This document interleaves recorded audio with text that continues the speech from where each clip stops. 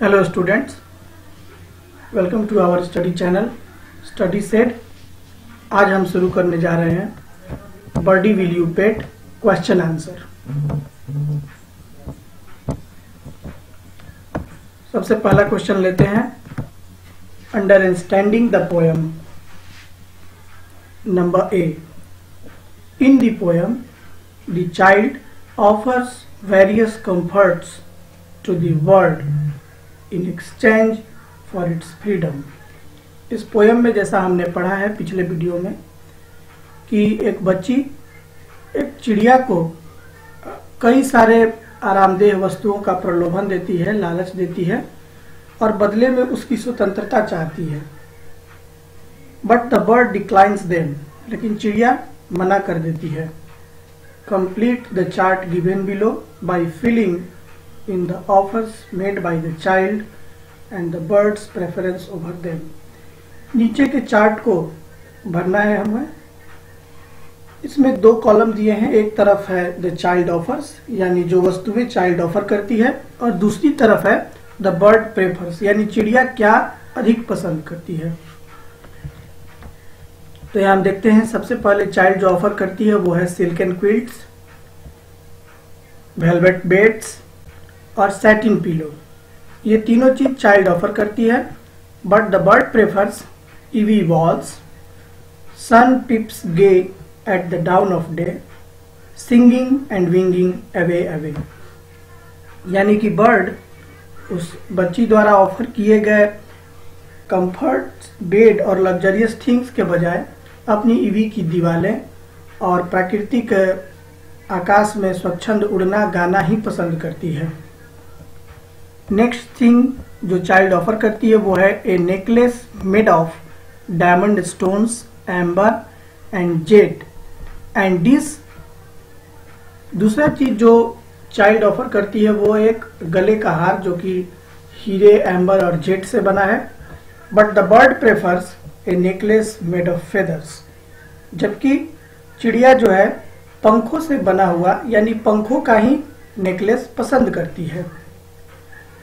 Next, child offers silver freight, golden cup, Ivory seat and carpet beneath your feet.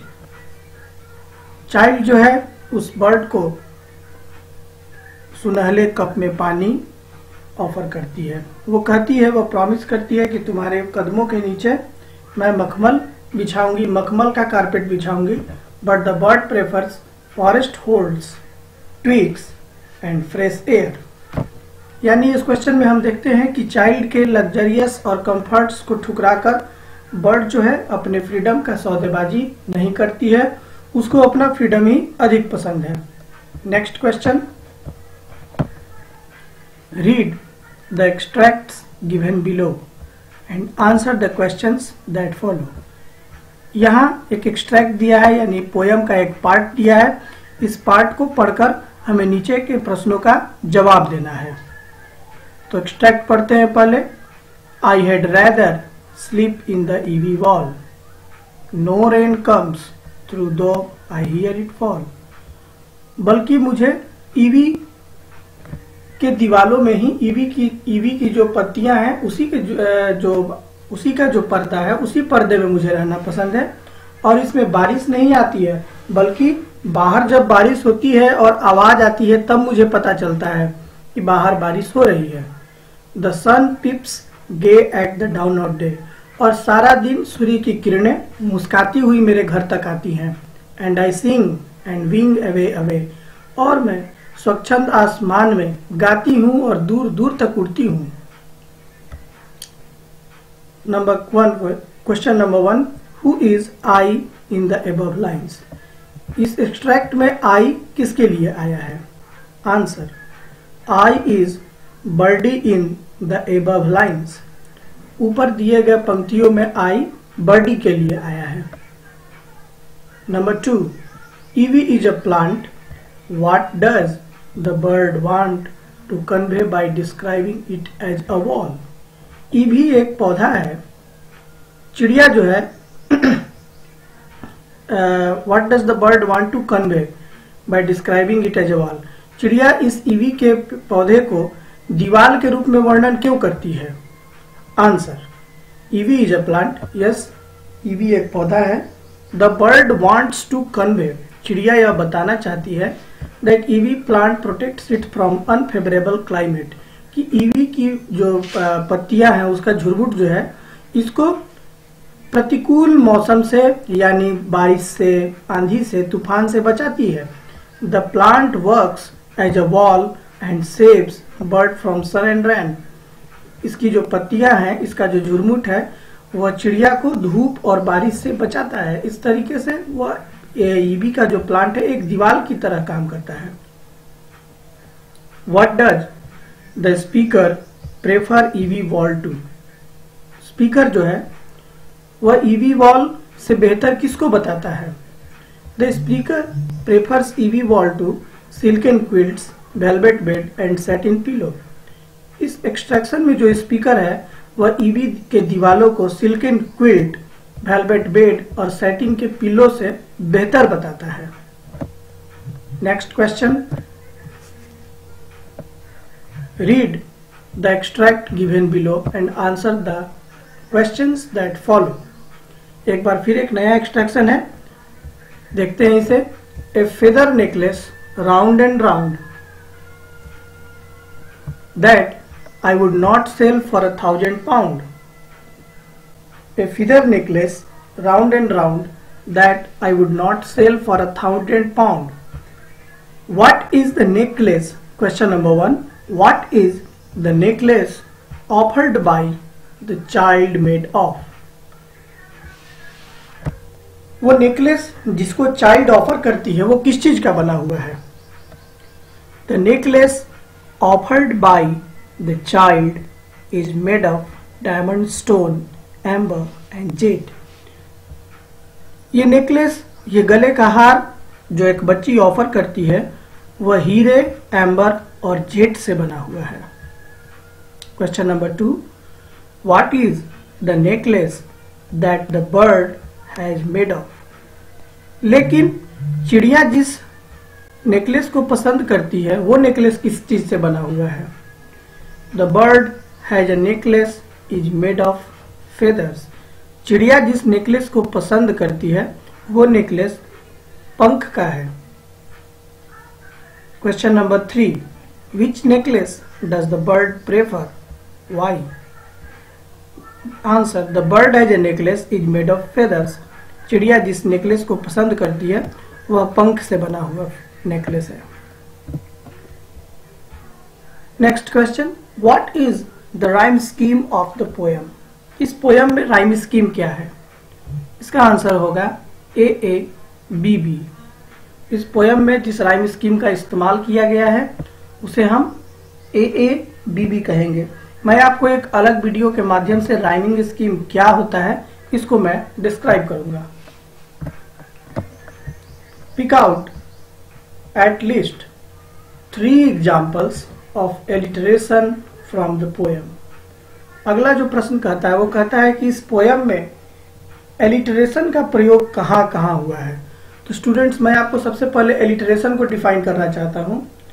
Alliteration students, जब किसी भी poetry के line में जब एक ही साउंड का रिपीटेशन बार बार होता है उसे हम एलिटरेशन कहते हैं। एक बार फिर से समझिए, एलिटरेशन एक ही ध्वनि की बार बार आवृत्ति, एक ही ध्वनि की बार बार जब रिपीटेशन होता है, पुनरावृत्ति की जाती है, एक ही ध्वनि को जब बार बार दोहराई जाती है हम उसे एलिटरेशन कहते हैं। जैसा कि अवे अवे, अब इसमें आप देख सकते हैं एक ही साउंड की रिपीटेशन 2 बार हो रहा है। ये एलिटरेशन स्टांजा 2 से लिया गया है। अगला है example fair and fine. Students, आप इसमें नोटिस कर सकते हैं फ यानी एफ एफ का साउंड 2 बार आता है। ये हमने स्टांजा 3 से लिया है। और फिर उसी स्टांजा में हम देखते हैं कि एग्जाम्पल प्लीज एंड प्रिटी, इसमें भी प साउंड की जो रिपीटेशन है वो बार बार आती है। प्लीज एंड प्रिटी में प साउंड का रिपीटेशन बार बार आता है। इस प्रकार से हमने यहाँ 3 एलिटरेशन का एग्जाम्पल इस पोएम से लिया। Come to the next question.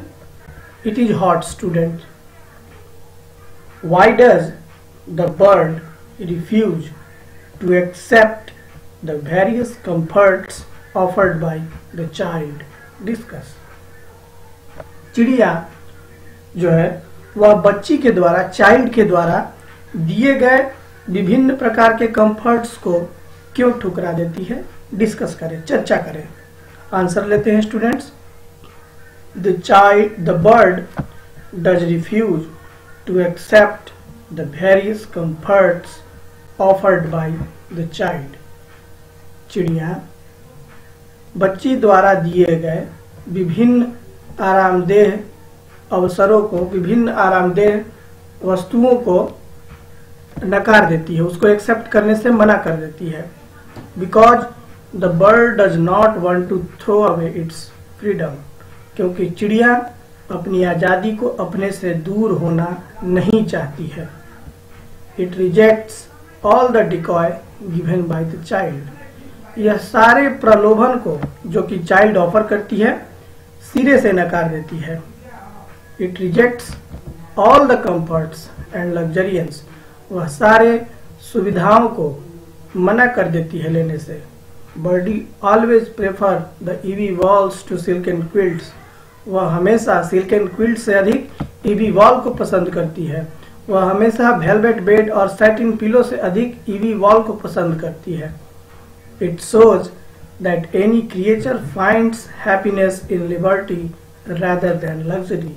हम इस पोयम से सीखते हैं कि एक छोटा सा जीव भी लाख तमाम सुविधाओं, आराम को त्याग कर किस प्रकार से वह आजादी को पसंद करता है। नेक्स्ट क्वेश्चन है हमारा लाइफ स्किल्स। क्वेश्चन है, is freedom just the right to live as we wish? क्या आजादी का मतलब यही होता है कि जो हम चाहें वो करें? Answer, yes, I think freedom is just the right to live as we wish. जी हाँ, पहले तो यही स्टेटमेंट को पढ़कर यही लगता है कि आज़ादी का मतलब यही होता है कि हम जैसे चाहें वैसे रहें। But we should always care about other goodness. लेकिन हमें दूसरी के अच्छाई के बारे में भी सोचना चाहिए। Freedom means that we can do anything which is justified, like go anywhere, eat whatever we want, express our views. Students, आज़ादी का मतलब यही होता है कि न्यायोचित तरीके से कानून के दायरे में रहकर हम जहाँ चाहें वहाँ जाएं, जो हमें पसंद है वो खाएं, और जो हमारा विचार है उसको हम दूसरों के सामने प्रकट करें। But we can not neglect other views. लेकिन आज़ादी का मतलब ये कतई नहीं होता है कि हम दूसरे के विचारों को नज़रअंदाज करें। We must respect other feelings and emotions. हमें दूसरे के भावनाओं का भी ख्याल रखना चाहिए। To fulfil our desire we are not allowed to hurt anyone. Students, हम अपनी इच्छाओं की पूर्ति के लिए अपनी आज़ादी के कारण हम दूसरों को चोट नहीं पहुंचा सकते हैं। Students, next question number 4, values. Why does the child call the bird birdie?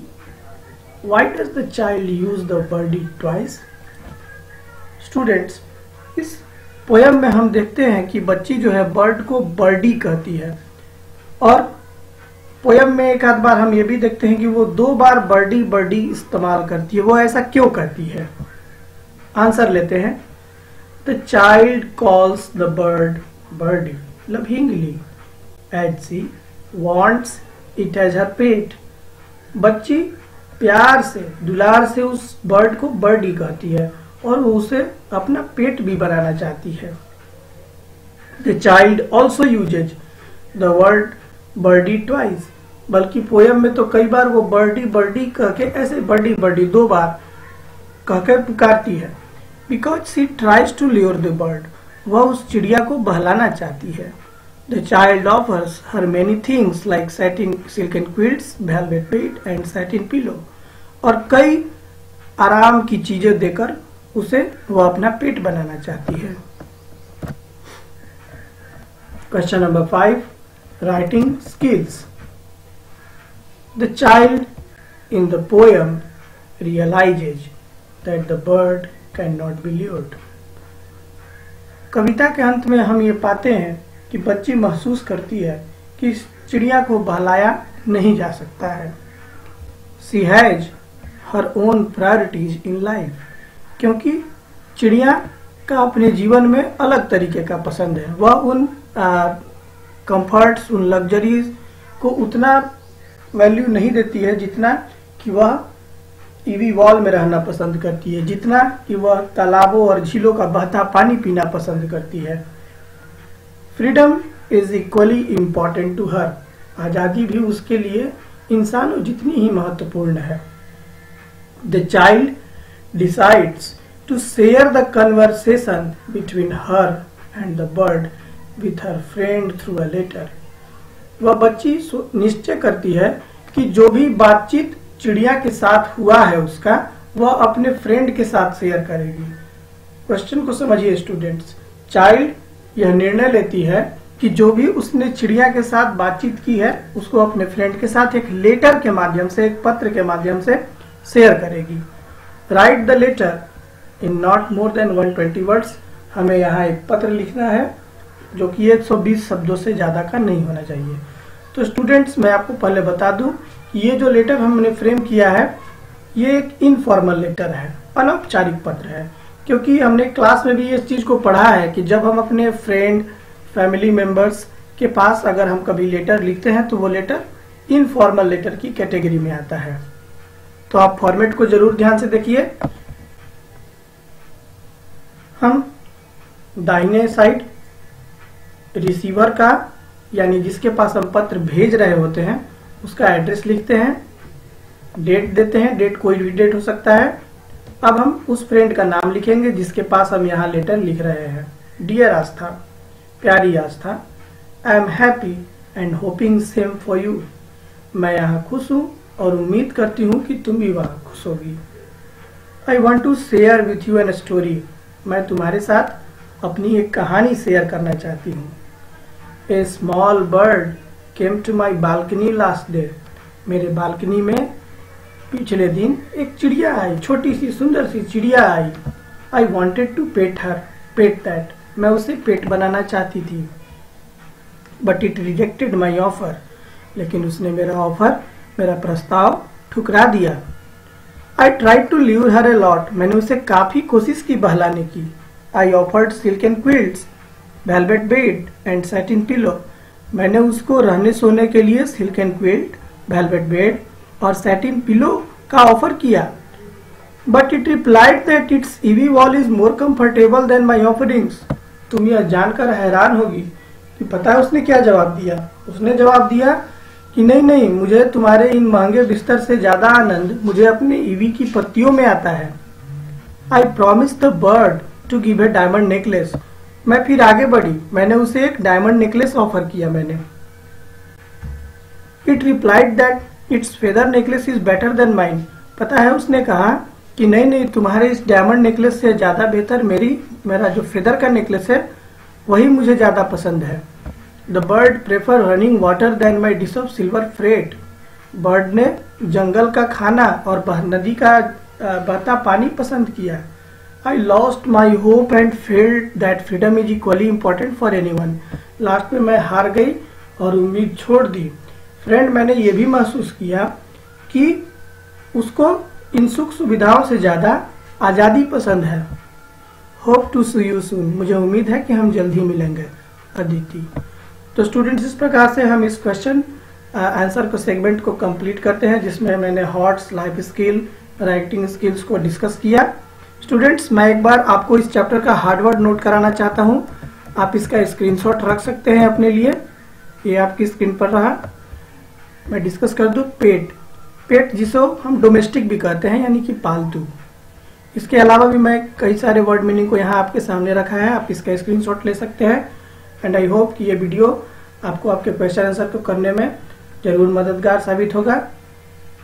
अगले वीडियो में मैं आपको नेक्स्ट चैप्टर कराने का कोशिश करूंगा। Thank you.